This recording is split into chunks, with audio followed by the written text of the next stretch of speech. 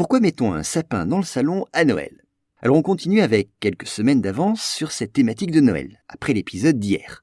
Cette tradition du sapin trouve son origine au Moyen-Âge. Elle est la fusion au cours des siècles de rites à la fois païens d'abord, puis chrétiens.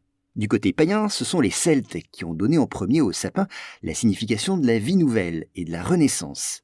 Puis la religion s'en est emparée. C'est le missionnaire irlandais Saint Colomban qui, se trouvant en France au VIe siècle, aurait réuni des habitants de l'Austrasie, l'est de la France, autour d'un sapin sacré.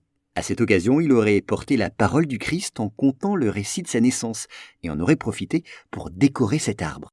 Je parle au conditionnel. En tout cas, ce qui est certain, c'est que 1000 ans plus tard, en 1521, l'arbre de Noël fait son apparition en Alsace.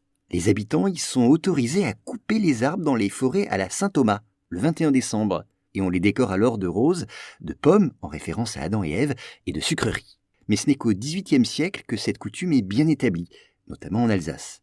Dès lors, dans les cours royales, elle est rapidement adoptée. La princesse Henriette de Nassau-Weilbourg introduit ainsi l'arbre de Noël à la cour de Vienne en 1816 et la duchesse d'Orléans, d'origine allemande, à la cour de France en 1837.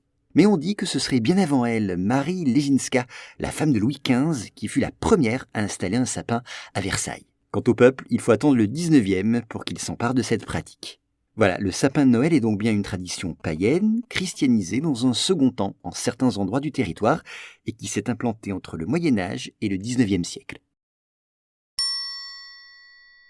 Voilà pour cet épisode. S'il vous a plu, sachez que j'en publie plusieurs par jour sur mes podcasts Choses à savoir.